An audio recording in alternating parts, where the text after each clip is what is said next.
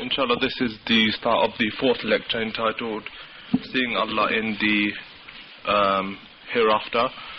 Before we begin, can I just make a couple of announcements, please? First is, when the time for a lecture is announced, please can the brothers do their best to come on time, inshallah. That way there's not a problem with lateness carried forward. I know it's only 5 or 10 minutes, but it does make a big difference as it builds up. Inshallah, after this lecture there'll be a chance to ask questions as usual, and priority will be given to the written questions. So without any more delay, inshallah, over to the Sheikh.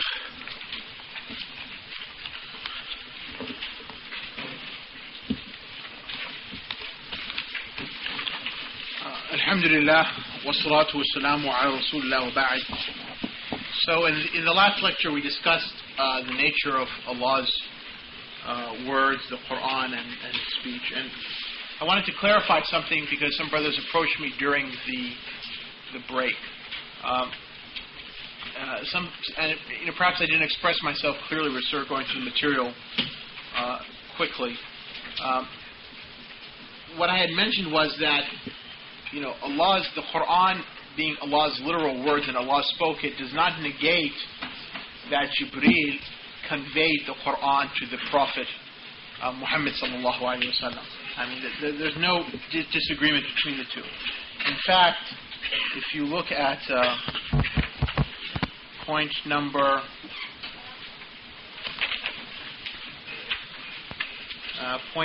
38 in the Aqidah, it says it was sent down with the trustworthy spirit upon the heart of the master of the messengers in a clear Arabic tongue. So, that's the point of the Aqidah. I mean, Allah spoke the Qur'an, and Jibreel heard it from Allah, and then Jibreel came and conveyed it to the Prophet Muhammad sallallahu alaihi wasallam. So, by saying that the Qur'an is Allah's literal words does not negate it, that the fact that it was conveyed to the Prophet sallallahu alaihi wasallam by Jibreel. Do we have any questions? Or let me ask a question now. So can somebody summarize what is our belief concerning Allah's speech and our belief concerning the Qur'an? Who can summarize that for me? A sentence or two.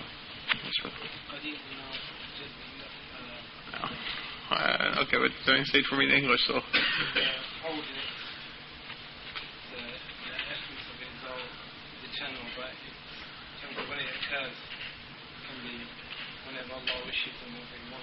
Okay, but also more basic concerning what we believe concerning Allah's speech. Yes, brother. Okay, that's fine. But also that Allah subhanahu wa ta'ala speaks, and He speaks to whomever He wills, wants from His creation. He spoke to the Prophet Moses, right? He spoke to the Prophet Muhammad sallallahu alaihi wasallam. He spoke to the angel Jibreel. He'll speak to the believers in the Day of Judgment. Okay, and from Allah's speech is the Qur'an, which is Allah's literal words. Okay, so that's the basic, belief we want to have. And concerning the sciences of the Qur'an, as I said, I mean, by Allah's grace, I had the opportunity here at Al-Muntaza to give some lectures on the sciences of the Qur'an, where we discussed the issue of the revelation of the Qur'an and the 7 letters and all that, what it meant. So you can refer to those tapes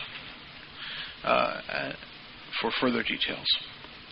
Okay, so now we want to come to the next lecture, which is regarding the seeing Allah in the hereafter. A part of the belief that we have inherited from the Prophet sallallahu alaihi wasallam, that we have inherited from the Qur'an, is that in the hereafter, as Ibn Qudamah says, the believers will see their Lord by their very eyes. And then again it says they will visit Him, as I mentioned before, that's a part of a weak hadith, so you can cross that out. He will speak to them and they will speak to Him. Allah Ta'ala has said, on that day faces shall be radiant. وُجُوهٌ يَوْمَئِذٍ نَاظِرَةٌ. On that day faces will be radiant, they will be looking to their Lord. And Allah subhanahu wa ta'ala said concerning the unbelievers, kalla, that indeed, that on that day, regarding their Lord, they will be veiled. عَنْ رَبِّهِمْ مَحْجُوبُونَ, that they will be veiled from Allah Azza wa Jal. So if the disbelievers will be veiled, they'll have a hijab, so they will not be able to see Allah. It indicates, right, that the believers will be able to see their Lord. Because otherwise, why would Allah subhanahu wa ta'ala say as a point of condemnation above the unbelievers that they'll be veiled from Allah azza wa jalla? I mean, if the believers were also veiled from seeing Allah, then there would have been no difference. So why criticize the kuffar regarding that matter? So that's an indication that, as Ibn Qudama said, that since Allah veiled those who are in the state of His displeasure from seeing Him, it indicated that the faithful who are in the state of His pleasure shall see Him. Otherwise there would have been no difference between them. And the Prophet ﷺ has said, indeed you shall see your Lord as you see this moon, and the moon was full. You will not have to crowd together to see Him. And this is an authentic narration, reported by Al-Bukhari and Muslim. The comparison here that the Prophet ﷺ made is in the act of seeing, not in the object seen. For indeed Allah has no resemblance or similar. So in other words, the comparison when the Prophet ﷺ said, verily you shall see your Lord on the day of judgment as you see this moon, the Prophet ﷺ wasn't trying to say that Allah is like the moon, but rather that in the same way that you see the moon clearly during a night when it's full, okay, in the same way you'll see Allah subhanahu wa ta'ala clearly. And nothing will obscure, your seeing of Allah subhanahu wa ta'ala. And so that is what the hadith means. And so the point of our belief is that this is something which we should hold, and we should believe that we will see Allah in the hereafter. And in fact, this is the greatest blessing, or among the greatest blessings of the hereafter. I mean, to enter into paradise, is a blessing in itself, and to receive Allah's mercy for Allah to be pleased with us is a blessing. But a blessing which is higher, and which is in fulfillment of that, is to see Allah azza wa jalla, our Lord, and to speak to Allah, and to have Allah speak back to us. And this is the higher blessing. And that's why the Prophet ﷺ used to say in a hadith reported by Ahmed that I ask of you ash-shawq ila liqa'ika, that burning desire to meet you, okay, and I ask of you the blessing of seeing you in the hereafter. So to see Allah azza wa jalla is a great blessing indeed. And that's all I wanted to discuss about this point of the Aqidah. So we have a lot of points, so we can talk about. Here the importance of, this is outside the Aqidah, but it's beneficial, so we want to spend some time with it. The importance of understanding what is the aim to which we must strive. Allah subhanahu wa ta'ala in the Qur'an says, وَفِي ذَلِكَ فَلْيَتَنَافِسِ الْمُتَنَافِسُونَ. And regarding that, meaning the hereafter, let those people who strive and who seek to win something, let them work towards that. Unfortunately, because of the society we live in, sometimes we forget our priorities. Okay, in this society, in a capitalistic society like here in the United Kingdom or in the United States, the highest value is to be a producer and a consumer. It's the highest societal value. Okay, your worth in society is based on how much you produce and how much you can consume, and you're rewarded for that. Okay, that's why if you're on an airplane and the airplane crashes, right, and you and may Allah preserve us from that. But if you're in an airplane and the airplane did crash, or if you're in a train crash, and they will dispense money based upon what? Not upon the fact that, you're all human beings and therefore you have the same value, but depending upon your status in society. So if you're a doctor and your income is $100,000 or $150,000 a year, you will be awarded, your inheritors will be awarded more money, for instance, than if you're a taxi driver and your income is like $12,000 a year.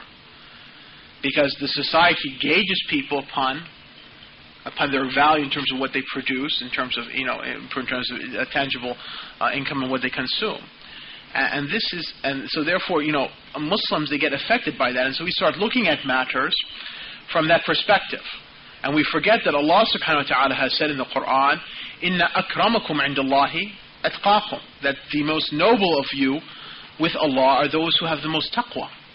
It's not how much money you make, it's not your societal status, but it's the piety and the adherence in your heart and the adherence you have outwardly and inwardly to Allah's sharia. And that's the standard, okay? And because in this society we live, and this is the message we hear, it's very important that we're reminded always constantly as to what is the aim and what is the goal we need to have in life. And that is that we need to worship Allah, and we need to draw closer to Allah. Now the circumstances that we live, the century that Allah subhanahu wa ta'ala has decreed that we're born and we live in, is one in where it's an unnatural century in the sense that the kuffar have the upper hand, you see. And since the kuffar have the upper hand, the political and the economic and the other social systems in the world, are run by them. So, the standards in the world and so forth, and Muslims are, find themselves in these, uncomfortable situations where they're living under non-Muslims and so forth. But that's not the point. The point is that we still nonetheless have to, as the Prophet ﷺ said, ittaqillaha haythuma kunt. Fear Allah wherever you are. And Allah subhanahu wa ta'ala says in the Qur'an, وَاتَّقُوا اللَّهَ مَسْتَطَعْتُمْ. Fear Allah to the best of your capability. So how do we then, the question comes, how do we then draw closer to Allah? How is it that we become, closer to Allah? How do we convert these facts that we're learning into actually, a spiritual state, into acts of worship by which, we are constant upon, so it becomes part of us. That's the issue. There's no benefit to memorize these points and not have the spiritual fruit being born from that. And so then, therefore, the issue comes, and this will be a summary of my lecture that I'll give tomorrow night on being impoverished before Allah Azza wa Jal. That the first step in traveling unto Allah subhanahu wa ta'ala, that doesn't mean that you shouldn't come, you can't come to the lecture tomorrow night, but just in case you wouldn't be able to make it. That the first step that one takes unto Allah Azza wa Jal is that of being impoverished before Him. As Allah subhanahu wa ta'ala says, Ya ayyuhan nas antumul fuqara ila Allah, wallahu al-ghaniyul hamid. O mankind, O humanity, you are the impoverished unto Allah, and Allah is Al-Ghani, the one who is without wants, Al-Hamid, the one who is deserving of all praise and who praises Himself. So, Allah subhanahu wa ta'ala here, informed us of our state. That our state is one of being impoverished before Him. And this is our natural state. Antum al-fuqara ila Allah. And the quality of being impoverished before Allah Azza wa Jal is inseparable from our essence. And just like now we're talking about Allah's attributes, we say that Allah's attributes are inseparable from His essence. So poverty is an attribute or a quality which is inseparable from the human condition, from the human existence. The human being by its nature is going to be impoverished before Allah Azza wa Jal. And something inseparable to Him. When a human being forgets that he is impoverished before Allah Azza wa Jal, then he transgresses. Okay? Who knows amongst us Surah Al-Iqra? Huh? I want to hear read the first 6 verses. Yes, you raised your hand, right? So, huh? You said you knew it, so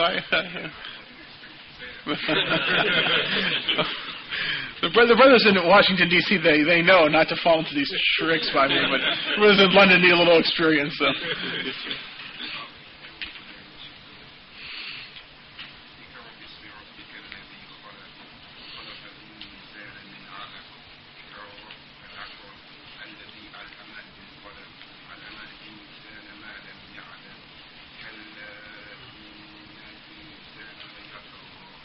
And the next verse? أَرَآهُ اسْتَغْنَى. Okay, so this is the point. Allah subhanahu wa ta'ala said, كَلَّا إِنَّ الْإِنسَانَ لَيَطْغَى. That indeed the human being will make tughyan, will overstep his bounds. Why? أَرَآهُ اسْتَغْنَى. He sees himself self-sufficient. In other words, he forgot that he's faqir unto Allah Azza wa Jalla.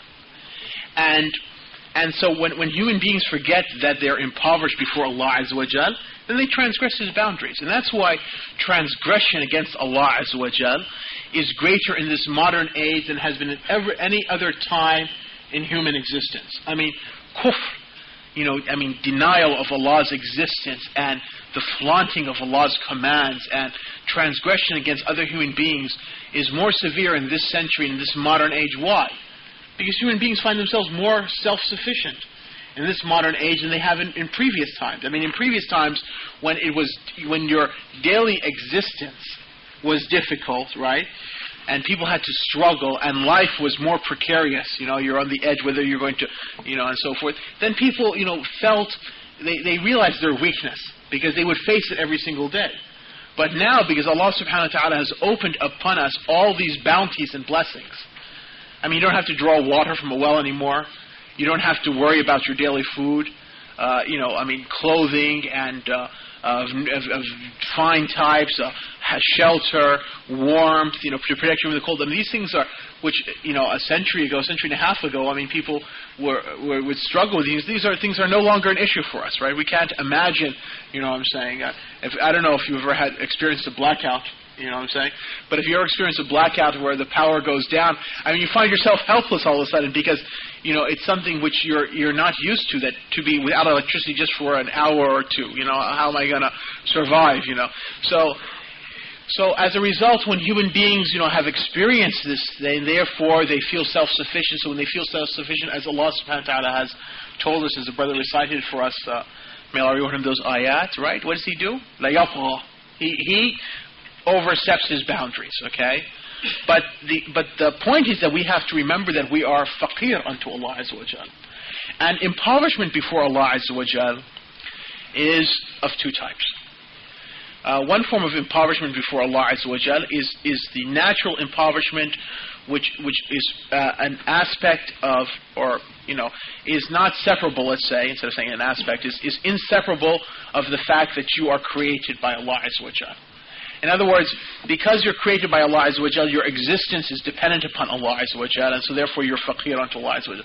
This is not praiseworthy, because in this you and the unbelievers are the same. I mean, there's nothing praiseworthy in that. In fact, you are the same with that with all living creatures, and also all non-living creatures, all inanimate objects, are all impoverished unto Allah in the sense that Allah brought into existence and keeps its existence, and if Allah was not to keep into existence, it would no longer exist. But then there's another type of impoverishment, which is the impoverishment which is the voluntary impoverishment that a person takes. And that is when you submit unto Allah Azza wa Jal. And so therefore the person who is the most impoverished before Allah is the person who is the most submitting unto Allah. So therefore the most impoverished person before Allah Azza wa Jal is the Prophet Muhammad sallallahu alaihi wasallam. And impoverishment before Allah Azza wa Jal does not mean that one does not have wealth, as some people expect. Some people think that in order for you to be, impoverished before Allah Azza wa Jal, then therefore you need to be poor, and that you need to, have tattered clothes, and you need to, have no money in your pocket, and have no food to eat, and have maybe no home, and so forth. That doesn't mean that you're impoverished before Allah Azza wa Jal, because look at Sulaiman and look at Dawood, two prophets of Allah Azza wa Jal, who yet were given, Sulaiman was given, property and a dominion which no human being has ever had and no human being can ever have, and yet he was impoverished before Allah Azza wa Jal. And yet there might be a person who's, has no clothes on his back and has no shelter above his head and no food in his belly, and yet he is in his heart among those people who are the least impoverished to Allah and the most transgressing against Allah Azza wa Jal. But because Allah didn't decree for him to have the means, his transgression might not appear. But had the means come to his hands, he would have had it. And so therefore, to be impoverished before Allah does not mean that. But impoverishment before Allah requires, in reality, is three steps. Okay, the first step is to forsake the dunya, to forsake this world, in the sense that one does not, when he is given something, he doesn't hold on to it. And at the same time, he doesn't go after the dunya, nor does he praise the dunya, nor does he condemn the dunya, this world. What does that mean? Well, in the sense that if Allah subhanahu wa ta'ala if you realize that you're Allah's servant and Allah created you, and whatever comes to you is by Allah's decree, then you give it, because you know that this is not your property. You are just put as a custodian in charge of it. So you don't hold on to it, you're not stingy to it. And at the same time, you know that there's no reason for you to strive to amass it, because even if you were to gain it, Allah could take it away from you. And so therefore this is not something there. Nor do you praise it or condemn it, because it should not be something which is of importance to you. And sometimes people condemn the world and condemn those who are indulging in the world, not because that their hearts are free from the passions of this world, but because it is out of jealousy, because they have not been given that in this world. And so one has to be careful that when one condemns the world and so forth, that in general it's not to be. If it's something which is not important to them, like I'll give you an example. Rugby is something which to me is of any significance whatsoever. So you would never ever find me either discussing, praising or condemning rugby, because it's just something which doesn't enter my mind, because to me it's something which is, I hope there's no rugby fans here or something, but it's something which is not of importance whatsoever. So like such the world should be with us. We should never delve into it, because it should be of a non-importance to us. Okay, it is permissible in the Sharia to condemn the world in two cases. When one is among people who are drawn into the world in order to give them guidance to leave it, or if one finds himself being drawn to the glitterings of the world in order to restrain his own soul.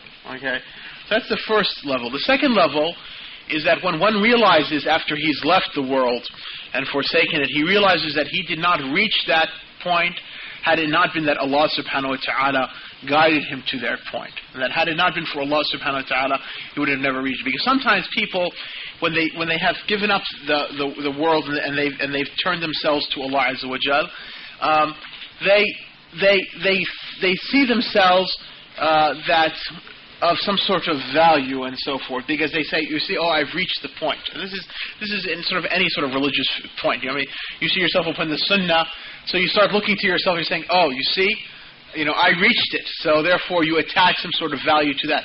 But that's a deception from Iblis. Okay, because you should know that you would have never reached that point, right? Had Allah subhanahu wa ta'ala not guided you to that point. And we'll come to that next lecture about Qadr. Alhamdulillah alladhi hadana. Because if had Allah subhanahu wa ta'ala not guided us, we would have never been guided onto that.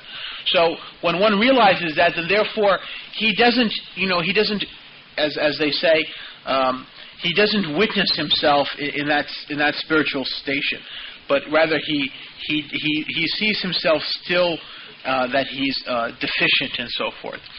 And you can only reach that if you worship Allah subhanahu wa ta'ala by his four names: al-awwal, wal-akhir, wal-zahir, wal-batin. And what do those four names mean? Well, al-awwal means, as the Prophet sallallahu alaihi wasallam said, Allahumma anta al-awwal, oh Allah, you are the first, there is nothing before you. And then he said, oh Allah, you are the last, there is nothing after you. Okay. Most people worship Allah subhanahu wa ta'ala out of His name that He's the first, but few people worship Him out of His name the last. When you worship Allah subhanahu wa ta'ala and His name that He's the first, it means that you realize that you would have not reached there had Allah subhanahu wa ta'ala not decreed for you guidance before you even existed. That recognition that, that Allah subhanahu wa ta'ala preceded you and preceded that guidance to you before you actually became guided, right, is to worship Allah in His name that He's the first. And most people they can understand that, and many people reach that. But to worship Allah subhanahu wa ta'ala by His name that He is the last means that you realize, and I sort of touched on this last night in one of the questions when I talked about Allah's name as-Samad. It realized that in every endeavor Allah subhanahu wa ta'ala should be the ultimate aim, and that any sort of endeavor, any sort of inclination you have in your heart or direction that you have in your heart, which is not aimed for Allah Azza wa Jal, it's a false inclination and will not bring any benefit to you. And that's just in everything in life. I mean, your heart, by nature, all living things, every single living thing is driven by four basic emotions, four basic. I don't want to say emotions. Four basic something. We'll figure out a word what to call it. The first is that you seek that which benefits you, and you try to find out the path to that which benefits you, and you seek to avoid that which harms you, causes you pain, and you try to find the path, avoid that path which brings you to that.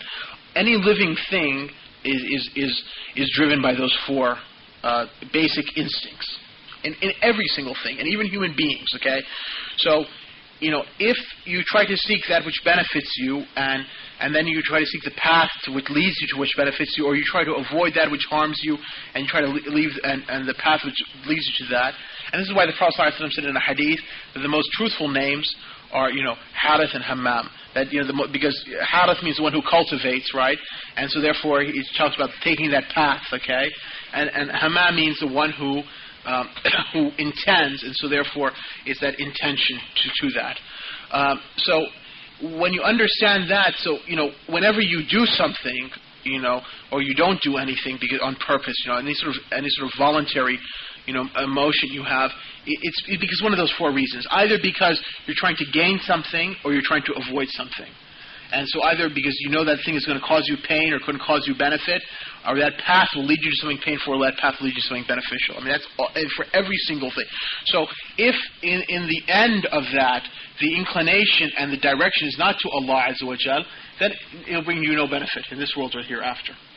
I mean, the only sa'i, the only striving which is to Allah is the one which is rewarded and brought fruit in this world and the hereafter.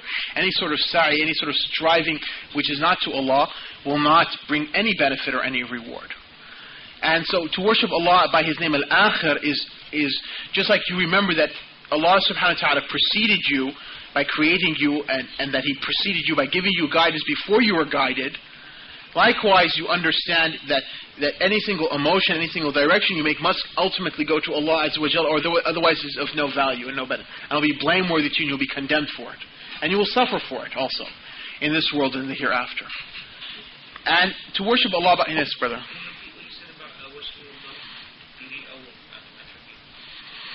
Yes, I mean, to recognize that Allah subhanahu wa ta'ala preceded you, I mean, in the sense that He created you and He existed before that, right? I mean, to understand His rububiyyah, right? And also to understand that, in terms of what we're talking in the spiritual sense, that Allah subhanahu wa ta'ala decreed for you guidance before you were guided. I mean, it's by His mercy. I mean, He decreed for you to be guided, you know what I'm saying? And He wrote it, as we'll talk about Qadr, you know what I'm saying, and wrote it and willed it before you were guided, before you were even born. I mean, before you were even something known.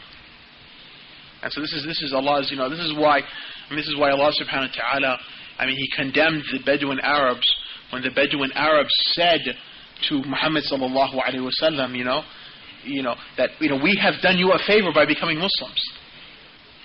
In the end of Surah Al-Hujurat, what did Allah subhanahu wa ta'ala say?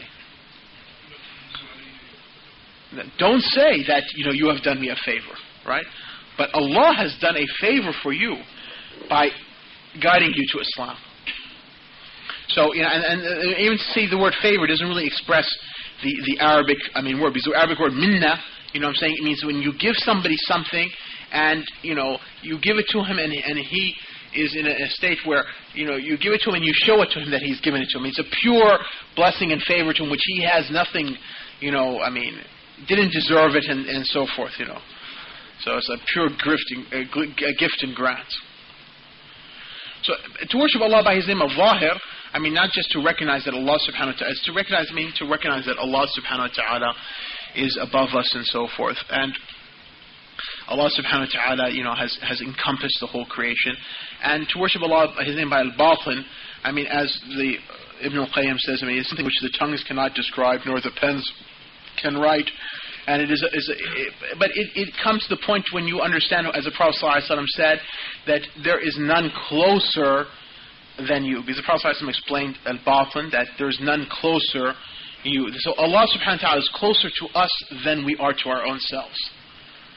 And that doesn't mean that Allah subhanahu wa ta'ala is intermingled with His creation, or that there is some sort of incarnation. But Allah subhanahu wa ta'ala is closer to us than we are to our own selves. And so Allah subhanahu wa ta'ala, He knows what we are thinking and what we before we even have thought it. You know what I'm saying? He knows the inner workings of our hearts, sometimes and the motivations which sometimes we don't even realize ourselves. And so therefore we're surrounded by Allah Azza wa Jal. We're surrounded by Allah subhanahu wa ta'ala in the sense of time, in the sense that He's before us and after us, and also in the sense of place, that He's above us, and He's also, He knows what's within us, and He's closer to us than our own selves. If we say that ayah, if we say in Surah Qaf that the nahnu here refers to Allah Azza wa Jal, yes. Although some ulama say it refers to the angels, that the angels are, in part, and writing that they occupy part of our existence, as the devil, that each one of us has a devil. Now, so that's the third level of being impoverished before Allah Azza wa Jal, is that one only achieves it when one knows two principles: that he knows that who Allah is and who He is, who He Himself as a human being is. When you know who you are, who Allah is, as Allah has told us in the Qur'an and the Sunnah, and then you know who you are. Then you can reach the third level of being impoverished before Allah Azza wa Jal, and that is an impoverishment which is such that that your motivations and your existence is such that you recognize that no benefit and harm to you can only come from Allah Azza wa Jal. So you no longer see within in the causes and effects, you no longer see the causes which lead something to you. I mean, for instance, most of us, I'll give you an example. Most of us, we think, and the way we act, right, is that we attribute the cause of something. Even if you're to ask a Muslim, if I was to say to you, well, who brings you your sustenance, right? Everybody would say Allah. Nobody would. None of us, would say, I get my sustenance because of my job or something like that. All of us would acknowledge verbally that it comes from Allah Azza wa Jal, right? But yet, in our dealings and so forth, and the way we act, right, we act as if the sustenance is coming from our job, okay?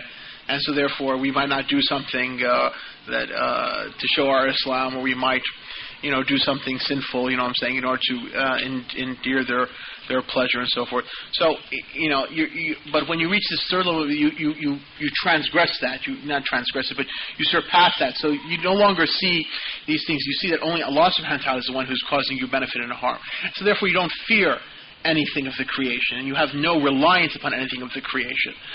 So all of us, if you ask them, when somebody is taking some medication, who cures your body, all of us will say Allah is the one who brings cure. But yet at the same time, there's an attachment and there's some sort of reliance in our heart to maybe the medication. But when you reach this level, you no longer see that. So even though you take it, even though you take the medication, and even though you work, right, but you realize that, and as a spiritual state, it's something which is not it's not a mental recognition here, it's a spiritual state. You realize that the cure is only from Allah subhanahu wa ta'ala's hand, and that if Allah subhanahu wa ta'ala does not decree for you the cure from those medications, you will not get it. And if Allah subhanahu wa ta'ala did not decree for you your sustenance through that effort that you made at work, you would not get it. So once it becomes a spiritual state, you reach this third level of being impoverished for Allah Azza wa Jal. And this is the state, this is what leads a person to win, to become impoverished before Allah Azza wa Jal, which is the first stage in traveling unto Allah Azza wa Jal, is what allows us to win the blessing of seeing Allah in the hereafter. And this is what allows us to win the blessing of seeing Allah in the hereafter, this spiritual, great spiritual blessing. So I guess we have about 15 minutes. I know that was a sort of outside of the course topics, but I thought it was appropriate to mention that. Jazakumullah khair, Sheikh. As usual, we'll give priority to questions written down. If we've got time after that, inshallah, we'll take questions from the floor. The first question is it praiseworthy to seek for natural progress or promotion in your job, and is that counted as striving for the world? Yeah. Well, it depends on what's the purpose of that you work for. I mean, if you use your job as a means to strengthen your worship of Allah Azza wa Jal. I mean, in other words, if you say, well, I work, and so therefore if I have more financial independence, I can make Umrah more often, I can give more charity, I can, support Muslim causes, I can protect my family and provide for them, in a better way. This is an act of worship. So to seek an increase in Allah's bounty is praiseworthy in this sense, because you're seeking an increase in Allah's bounty in order to use that to worship Allah better, right? But if you seek increase in Allah's bounty and you seek progress in your job in order for you to raise your status in society, or in order for you to increase in more wealth, then it's blameworthy. Because the Prophet ﷺ said that there are no two hungry wolves sent among a flock of sheep which can cause more destruction than a man's own craving for status and wealth, meaning to his religion. So this is the hadith. So, it depends what's the motivation here. The motivation is to be able to worship Allah better, then it's okay. The motivation is to increase your status and wealth, then it's something which is blameworthy. Okay, alhamdulillah, we're getting a lot of questions, but I'm going to give priority to the topic, inshallah. One from the sisters: is there not a hadith which states that you will see Allah as you imagine Him? Please explain this. Please explain this, as you are not supposed to imagine Allah to the like of His creation. No, I'm not certain of a hadith which says you will see Allah as you imagine Him. But it is, and you're not supposed to imagine Allah Azza wa Jal. Yes, you're not, as we mentioned, as we studied in the Aqidah, that Ibn Qudama said that, whatever concept or imagination you have of Allah, then know that Allah is not like that. So, however you imagine Allah subhanahu wa ta'ala, Allah subhanahu wa ta'ala is not like that. So, but as for the hadith, you will see Allah. If you mean by seeing Allah in the hereafter, you will see Allah in the hereafter as you imagine Him, that's not true. If you mean by seeing Allah in a dream, then if a person has a dream in which he sees Allah, the clarity of the dream will be according to the clarity of his faith. And that is why the Prophet ﷺ said in the hadith of at-Tirmidhi that he saw Allah in a dream, and he saw Allah subhanahu wa ta'ala in the best surah, in the best appearance. So, because the faith of the Prophet ﷺ is the most correct faith and the most clear faith. But if your your iman has some sort of weakness in it, or has some sort of confusion in your aqidah, then you might, in a dream, see Allah, and you might see a man, or you might see a cross, and so forth, and be deceived to that because of if you are a mushrik, what I'm saying, and if you're a believer, you might see something which is confused based upon that. So, I don't know if that's what the sister was when she meant by seeing Allah, but that's what comes to mind.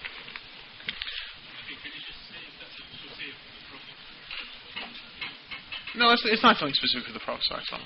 Seeing Allah in the dream is not something specific to the Prophet ﷺ. Has someone ever seen Allah even in the past, even including the angels? I think you just answered that question. No, in terms of seeing Allah Azza wa Jal, no, it does not. In terms of seeing Allah by one's eyesight, not even the angels. But in terms of a dream or something like that, then yes. But in terms of seeing Allah Azza wa Jal, none has seen Allah subhanahu wa ta'ala. In a hadith it states that when a believer believes correctly, Allah will become the eyes with which he sees, the hearing with which he hears, and so on. Some people take this too literally. Please explain this hadith. Is it true that Allah can give some people knowledge of the unseen? Well, yes. First of all, how does the hadith begin? The hadith says that Allah subhanahu wa ta'ala says that my servant does not draw close to me with something which I love more than that which I have obligated upon him. And my servant continues to draw close to me with the voluntary acts until I love him. And when I love him, I become the eyes by which he sees, and the hearing by which he hears, and the hand by which he reaches, and that's what the hadith mentions. It doesn't mean that Allah subhanahu wa ta'ala becomes his eyes and his hearing and so forth, so Allah imbues. But it means that, that because he's reached this level of worship, Allah subhanahu wa ta'ala protects him so that he, therefore, when he sees, he only sees by that, which is pleasing to Allah Azza wa Jal. And when he hears, he only hears that which is pleasing to Allah Azza wa Jal. And when he walks, he only walks to that which is in obedience of Allah subhanahu wa ta'ala. And when he reaches out and he, or withholds his hand, he only does so in that which is in obedience to Allah Azza wa Jal. Like Al-Hasan al-Basri said, by Allah, I forgot how he said, for 20 years or 40 years, I have not spoken a word or withheld from speaking a word or taken a step forward or restrained myself without first thinking, is this in the pleasure of Allah or not. So when a person reaches this level of ihsan, then Allah subhanahu wa ta'ala has preserved him in that sense. Can some people have knowledge of Allah subhanahu wa ta'ala, give knowledge of the unseen? You have to understand the unseen is two types. There's that which is known as, the unseen, al-ghayb al-mutlaq, and there's also al-ghayb al-muqayyad. There's the absolute unseen, which only Allah subhanahu wa ta'ala knows. And then there's the relative unseen, which is unseen but then becomes from the seen. So for example, if a person has a true dream, okay, you have a true dream that, I had a dream that so-and-so will marry so-and-so, okay, that's something which, Allah subhanahu wa ta'ala, if it's a true dream, and then so-and-so does marry so-and-so, right? So you were, this was made apparent to you. But this was from the unseen before it occurred. But once it occurred, it was no longer from the unseen. You see? All right. So, in that sense, yes. I mean, some people can, have knowledge of the future, but it can also happen to unbelievers. I mean, it's not an indication of one's spiritual state, because in Surah Yusuf, we find out that Pharaoh had a dream concerning the imminent famine which was going to occur in Egypt. But Fir'aun was an unbeliever. Pharaoh was an unbeliever. But yet he had a true dream. It is said in American history that an Indian chief, one of the soothsayers of the Indians, when the first settlers came from Europe, he had a dream that a plague had come across all the Indian people, and that night, and that brought them all dead. And so he told the chief of the Indians, this is the first Indian people, first contact between Indians and Europeans. He said, the next morning he said, kill them now, put them to the sword, because I had this dream and that they were going to do so and so and so. But the chief, that Indian of that Indian tribe, he decided to treat them well and gave them Manhattan or something like that. So, well, in the end, it seems that if the story is true, that Indian person who had the dream was true, because it became like a plague. I mean, the Indians, American Indians basically been wiped out, right? So, I mean, that's another example of an unbeliever, if the story is true, of an unbeliever having a dream. So, having some knowledge of the unseen is not an indication of spiritual state. Likewise, if you have a dream, you do not know that dream you had is true until after the occurrence is. Right? I mean, let's say you went to sleep tonight and you had a dream that such and such occurred, right? You don't know that's going to be true until that event occurs. Then you say, oh yes, I dreamt that this, and then so I knew that this dream was true, so this dream must have come from Allah Azza wa Jal. But before that incident occurs, it could happen, it could not happen, right? And likewise, also, and the other important point to know is that even if you have a high spiritual state, it doesn't necessarily mean your interpretation of what happened is correct. Because one time, the Prophet ﷺ, it was his sunnah that he used to ask people, especially after the Fajr prayer, who saw a dream that night, and he would tell him, and he would interpret it from them. Okay, and so the Prophet ﷺ, Abu Bakr was sitting there, and Abu Bakr said, "Let me interpret the dream." So Abu Bakr interpreted the dream, and then he asked the Prophet ﷺ, How was my interpretation? The Prophet ﷺ said, in some of it you were correct, in some of it you were incorrect. So this was Abu Bakr, was a Siddiq. I mean, his iman is so strong, he's known as a Siddiq, okay? And he's the highest, as we'll find out in the Aqid as we continue on tomorrow, that he's the highest person in this ummah after the Prophet ﷺ. And yet when he tried to interpret the unseen, in some of it he was correct, and in some of it he was incorrect. So it shows that not necessarily the dream interpretation is always wrong. I think it's...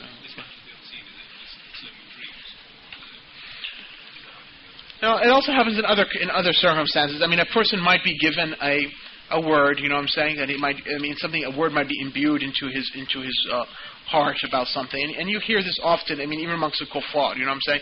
I mean, a mother will all of a sudden she will just get this sense that her child is in danger, and she'll run out, you know what I'm saying, and she'll pull out her child from the car hitting or some sort of, the child was playing with a knife and so forth, and so forth. I mean, could that happen? Yes, because each one of us has an angel and has a jinn with him, okay? And so therefore, in the same way that the jinn whispers to you evil, right? The angel can whisper to you good, all right? And so sometimes Allah subhanahu wa ta'ala, as His mercy to His creations, might command the angel to whisper to a mother that, look, your child is in danger. So the mother all of a sudden gets this premonition, she runs out of the house and she does something. Or she might hear a voice and like that. That's fine. But by just that sensation, there's no way that you know when you feel that sensation, is it, did it come from the angel? Did it come from the devil? You know what I'm saying? Or did it just come from your own natural state? How can you make that distinction? There's no way you can make that distinction. So, and the same thing with a dream. When you have a dream in the night, you don't know if that dream came from Allah. You don't know if it came from the devil. You don't know if it just came from yourself. How can you, Will the unbelievers see Allah on the Day of Judgment? If yes, at what stage? Well, there's a difference of whether the unbelievers, of opinion between the scholars, whether the unbelievers will see Allah Azza wa Jalla in the hereafter. A large section of the scholars say no, based upon the ayah which we mentioned from Surah Al-Mutaffifin, that Allah subhanahu wa ta'ala described that they were upon, an rabbihim mahjubun, that they are veiled from their Lord. But another group of scholars say the unbelievers will see Allah Azza wa Jal, because Allah subhanahu wa ta'ala uses the word liqa, okay? And this word, which they usually translate in the English translations as meeting, according to the Arabic language, it is said that in the Arabic grammar you cannot, have a liqa with somebody unless you come face to face and you meet and you see him. Okay, so since Allah used that word, saying that the people will meet their Lord, and the Arabic grammar implies that implication, so one group of scholars says the unbelievers will see Allah Azza wa Jalla, but there's a distinction here. They will see Allah in a state which will not be a state of bliss, but in a state of punishment, okay? And they give an example. Just like the person who is being sent to the gallows and he sees the hanged man. You see? What is his feeling when he sees that person? I mean, it's not a feeling of of pleasure or bliss, but rather it's something which you wish you did not, see, because that person is about to put you in the gallows and hang you, right? Or in this case, the doctor comes with the needle and and lethal injection. I guess you guys don't have capital punishment here in England, right? Well, in the United States there is. Just don't go to Texas and do anything; they'll string you up. So the point is that So that's the point regarding that. So, but this is a point of difference, and this really is an issue which, it doesn't bring much benefit in terms of its, in terms of delving into it. If one finds in the word liqa in the Arabic language that it has that implication, then alhamdulillah. If one doesn't find in the verb that it has that implication, then one doesn't have to. And it's one of the secondary points of aqidah. Yes.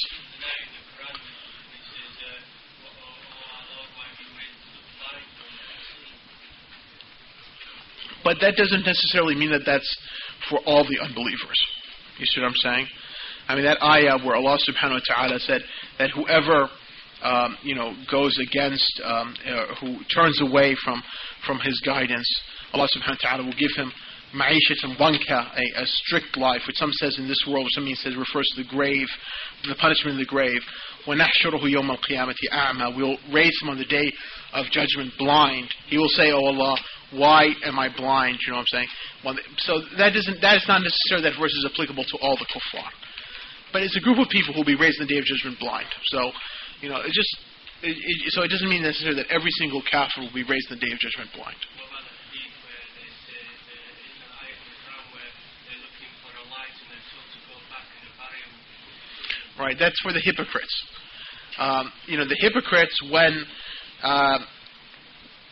the brother was asking about, because the sisters they couldn't hear the question. The hypocrites, the brother was asking about the ayah in Surah Al-Hadid where they're asked to look, they're looking for their light, and it would say, go look behind you, and then a barrier will be placed between them. That's talking about the hypocrites, because the believers and the hypocrites will be together, okay, on the stand. And all those people who worship different deities will have been led with their deities, you know, into the hellfire. So those who worship the idols will come and appear with them and lead them into the hellfire, and the Christians will follow, you know, an appearance of a devil, which will appear in the form of Jesus, and so forth. Now, the hypocrites, who apparently in this world were with the believers, right, will be intermingled with the believers. When it comes time to cross over the sirat, over the bridge, okay, I mean, what leads you over this bridge, which is as long as the hellfire, and yet is as sharp as a sword's edge and as thin as a strand? I mean, you know, hair. I mean, typically, you know, if you try to, you know, walk on a plank, you know what I'm saying, which is maybe 6 inches or 10 inches wide, and there was no lights, you would fall because you wouldn't be able to know where you're to place your foot. So how much more so when it's over the hellfire and it's so thin and so sharp, right? The light of your iman will lead you. You see, and so that's why some people will have, because of their iman being weak, they will only have light as if it's just like something glowing, like an ember. So they'll crawl, because that's all they can see, and just lead them over, and they'll crawl over this thing. But other people who have much good deeds will pass over it. When the Prophet said like the blinking of an eye, others like the flashing of lightning, others like a strong wind, and so forth. So the hypocrites, when they come time to cross, and they'll say, well, where is our light? Okay, the believers will say to them, you know what I'm saying, go get your light. So then a barrier will be placed between them. See, and so here the true faith comes out from that hypocritical faith, and so then the barrier comes to them, and they're sent to the hellfire. So this is how Allah subhanahu wa ta'ala is deceiving the hypocrites, just like they try to deceive Allah Azza wa Jalla in this world, and how they try to deceive the believers.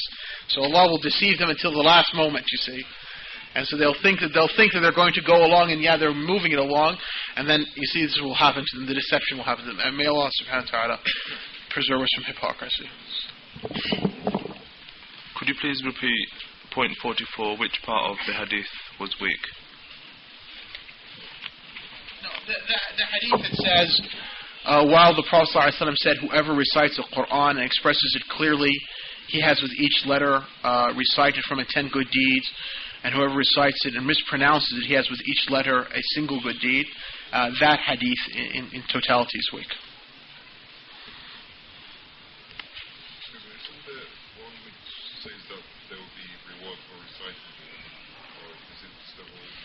No, I mean the Prophet ﷺ said yes, that the one who is, you know, proficient in reciting the Qur'an, that he is with the angels. And the one who, you know, yata'atta, that he struggles in reciting it, right, that he will have 2 rewards, right? But this hadith says that if, you know, the other hadith says that for every, you know, letter you recite the Qur'an, you have 10 rewards. I do not say alif, lam, mim is a single letter, but alif is a letter, lam is a letter, mim is a letter, right? Those are 2 correct hadith. But this hadith that if you recite the Qur'an and let's say a word has 5 letters and you recite it correctly, then you get 10 rewards for each letter. But if you cite it, you know, you have problems because you mispronounce it, so you get 1. That's a weak hadith. The Mu'tazila deny the vision on the basis that you cannot see Allah in a direction. They use the verse, no vision can grasp him. They also deny the vision on the basis of the statement addressed to Prophet Musa alayhi salam, saying, you cannot see me. They say lan in lan tarani means negation of Musa seeing Allah. Please disprove their arguments. Well, yes, I mean, I think the questioner is confusing here the Ash'aris and the Mu'tazila, but nonetheless we can come to the point. Because direction, the issue of the argument of direction is basically an Ash'ari direction. I mean, they say you see Allah but not in a direction. So, but the Mu'tazila, they deny that you can see Allah, and they use two Qur'anic ayat in order to support their point. The point is, as believers, right? When we have this verse from the Qur'an that says, on the day of judgment, their faces will be radiant, looking unto their Lord. And when the Prophet ﷺ says that each one of you will see Allah, that you will see Allah subhanahu wa ta'ala as you see the moon in its clarity, right? You will not have to gather together.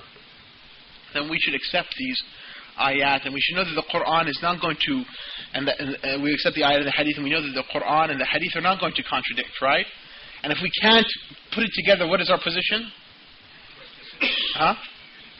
We accept it all. So we say we accept it all. This is true and that is true. You know, if we don't understand how they come together, because that's the path we're supposed to take. But how do we understand it? Well, Allah subhanahu wa ta'ala said, "La tudrikuhu al-absar," which the brother translated, "No vision can grasp him."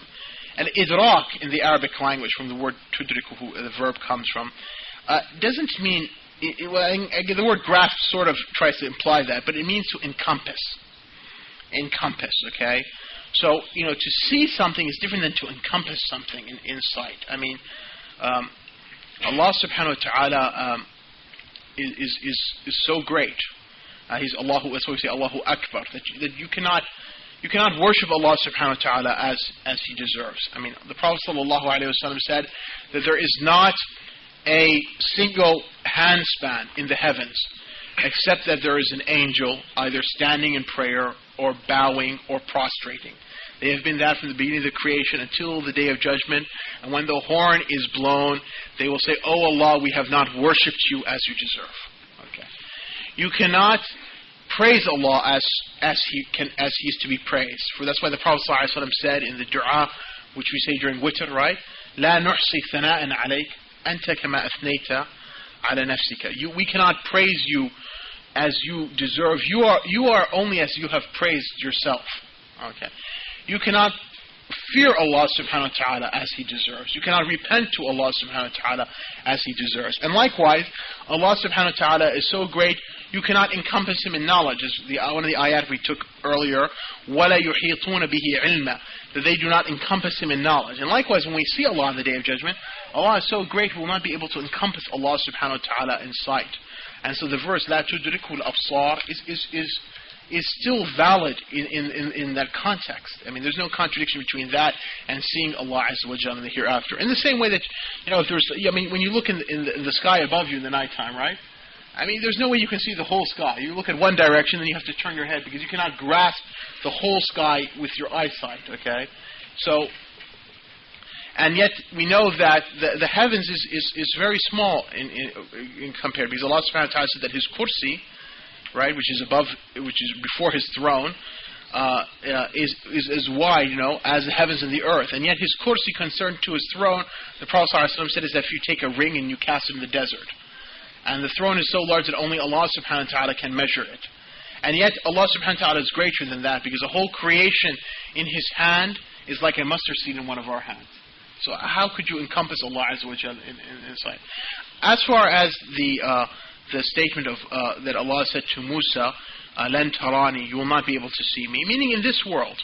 Because had it been impossible to see Allah in this world and also in the hereafter, then Musa alayhi salam, which is a prophet of Allah, and not just any prophet of Allah, but one of the 5 messengers of Allah, ulul azm, and one who Allah subhanahu wa ta'ala raised above the other messengers in the sense that Allah spoke to him directly, right?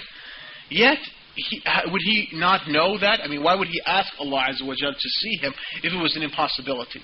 So it is possible to see Allah Azza wa Jal, but as the Prophet ﷺ said, no, none of you will see your Lord until He dies. So it's something which, lan tarani, you will not see me, meaning in this world, not meaning in the hereafter. Just 2 more questions, inshallah, so that we can have a quick break between now and the next lecture. You said that it's all very well to read these lecture notes, but we will not really benefit until we make it part of our character. What are your suggestions for incorporating this new knowledge into our practical daily lives? I mean, we're studying matters of aqidah, so, I mean, the point is that if one has a misunderstanding in his aqidah, then by learning this, he's correcting that misunderstanding. So that's one way to incorporate this new knowledge.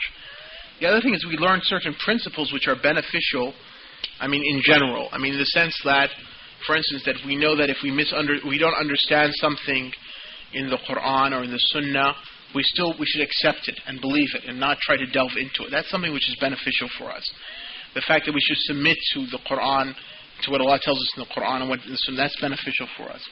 But in the end, I mean, I would hope that when we understand this aqidah, we should increase in love of Allah, because our knowledge of Allah has increased. We should increase of fear of Allah. We should increase of our hope for Allah's mercy. As we'll go into the thing. I mean, to know that, for instance, that the Qur'an is the literal words of Allah. I mean, when one understands this, and now he should approach the Qur'an, you know, he or she should approach the Qur'an thinking about it that, well, yes, these are the words of Allah Azza wa Jalla, and this is Allah spoke these words, and so he should have a reverence and awe coming to the Qur'an, which would impact the way he reads and the way he understands and the way he applies it. Likewise, when you know that, you know, this is a great blessing to see Allah in the hereafter, you should strive in order to win this blessing and not be amongst those people who have been, you know, who will be veiled from Allah on the Day of Judgment. Likewise, when you know that Allah subhanahu wa ta'ala is above you, your heart should then, you know, be directed up when you worship Allah Azza wa Jal, and so forth and so on. So, I mean, in this way we can draw, you know, benefits from what we've learned. On point number 46, you mentioned the statement that we will visit Allah is weak. How can we reconcile with that with the hadith that the believers will visit Allah every Friday in Jannah, then return to their families? Yes, I mean I don't know how we're going to reconcile this. I mean, there is a hadith that says that the male believers will come on every Friday. So, I mean, when the commentator on the printed edition of this book, you know, he said the hadith was weak, that they will visit him. I mean, why didn't he, you know, reconcile it with this hadith? I had the same question in my mind, so that, you know, as to how to reconcile it. So, you know, maybe this hadith he also considers it to be weak or not. But that's something which we need to, you know, to investigate into. Yes.